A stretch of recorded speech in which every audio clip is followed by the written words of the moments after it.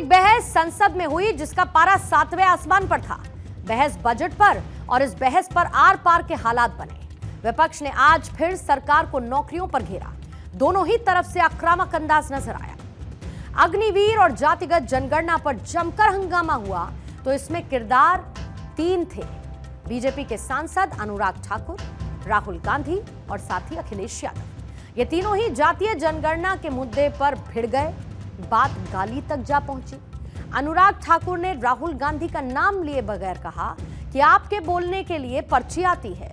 उधार की बुद्धि से राजनीति नहीं चलती। नेता प्रतिपक्ष का मतलब समझना पड़ेगा।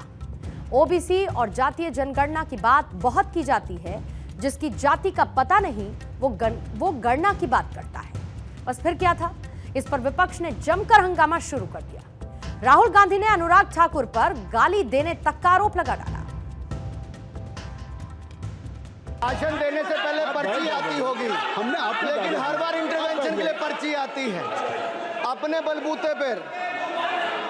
सर, उधार की बुद्धि से राजनीति नहीं चलती है। उधार की बुद्धि से राजनीति नहीं चलती है। आजकल कुछ लोगों पर जातिगत जनगणना का भूत सवार है। सर, दलितों की, आदिवासियों की, पिछड़ों की बात उठाता है, जो भी उनके लिए लड़ता है उसको गाली खाना ही पड़ता है। और मैं ये सब गालियां खुशी से खाऊंगा, क्योंकि महाभारत की बात हुई तो महाभारत में अर्जुन को सिर्फ मच्छी की आंख दिख रही थी। उसी प्रकार मुझे सिर्फ मच्छी की आंख दिख रही है। जाति जनगणना हम करा के दिखाएंगे। खत्म। आपको जितनी गाली देनी है आप दीजिए, हम खुशी से लेंगे। अनुराग ठाकुर ने कांग्रेस शासन में रहे प्रधानमंत्रियों का जिक्र करते हुए घोटालों से लेकर हलवा किसको किसको मिला ये तक पूछ डाला। अनुराग ने कहा कि कुछ लोग ओबीसी की बात करते हैं। इनके लिए ओबीसी का मतलब है only for brother in law commission. तो दूसरी तरफ अखिलेश भी इसमें कूद पड़े। कहा कि कोई किसी की जाति कैसे पूछ सकता है। अखिलेश ने प्रधानमंत्री इंटर्नशिप प्रोग्राम पर शक का घेरा लगा दिया। अग्निवीर से लेकर पीएम इंटर्नशिप प्रोग्राम तक अखिलेश यादव और अनुराग ठाकुर के बीच में ठनती हुई नजर आई। ओबीसी की बात, जनगणना की बात बहुत की जाती है। माननीय सभापति जी, जिसकी जात का पता नहीं वो गणना की बात करता है।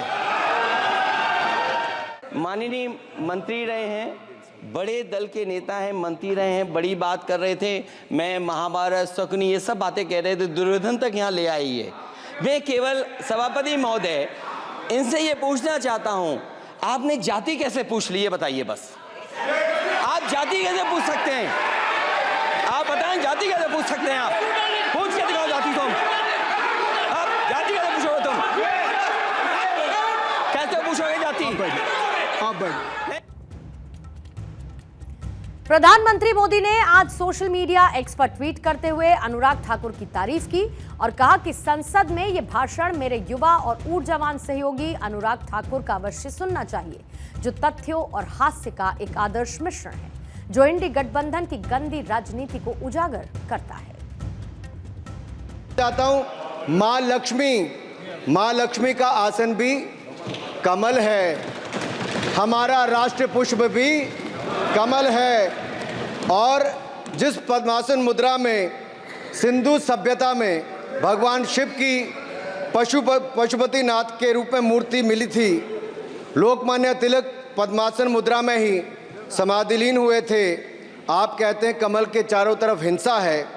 आप कमल का अपमान नहीं कर रहे, आप बल्कि महायोगी भगवान शिव, भगवान बुद्ध और लोकमान्य तिलक जैसे महापुरुषों का अपमान कर रहे हैं। दरअसल राहुल गांधी एक दिन पहले चक्रव्यूह और शिव बारात के सहारे पीएम मोदी को घेरते हुए नजर आए, जिसके बाद आज बीजेपी सांसद अनुराग ठाकुर ने विपक्ष के चक्रव्यूह को भेदने के लिए शशि थरूर के नॉवल द ग्रेट इंडियन का सहारा लिया। बजट चर्चा में हिस्सा लेने के दौरान राहुल गांधी एक बार फिर अपने स्टेटमेंट को लेकर विवादों में घिरे। इससे पहले जब उन्होंने राष्ट्रपति के अभिभाषण पर बोला था तब भी विवादों में घिरे और उनके भाषण के कई अंश सदन की कार्यवाही से हटा दिए गए।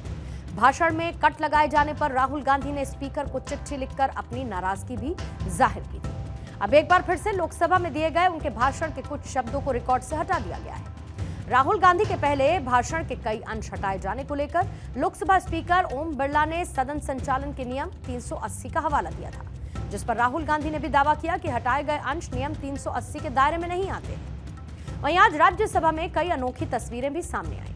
दरअसल कांग्रेस ने बजट पेश होने के बाद कुछ ट्वीट्स किए जिसमें ये सब बातें लिखी हुई थी, जिसे लेकर नड्डा ने चुटकी ली और ये पूछा कि अगर आपका मैनिफेस्टो बजट में कॉपी पेस्ट किया गया तो वो खराब कैसे हो सकता है। यानी कि खराब मैनिफेस्टो बनाया, जिस पर अब बीजेपी अध्यक्ष जेपी नड्डा ने यूपीए सरकार की खामियां गिनाने के साथ चुटकियां ली।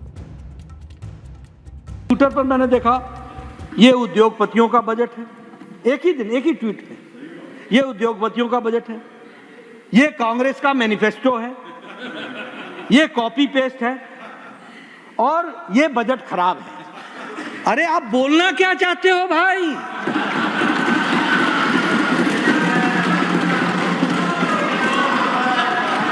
आप बोलना क्या चाहते हो?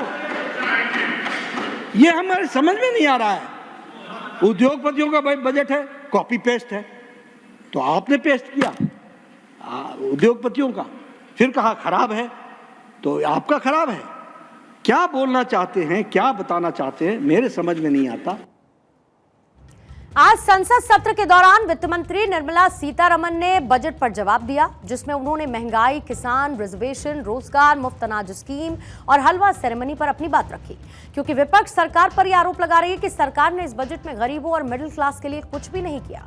सोमवार को बजट पर दिए गए भाषण में राहुल गांधी ने हलवा सेरेमनी की फोटो दिखाई थी और आज विपक्ष के आरोपों के जवाब में वित्त मंत्री ने कहा है कि अल्पसंख्यकों के बजट में कोई कटौती नहीं हुई।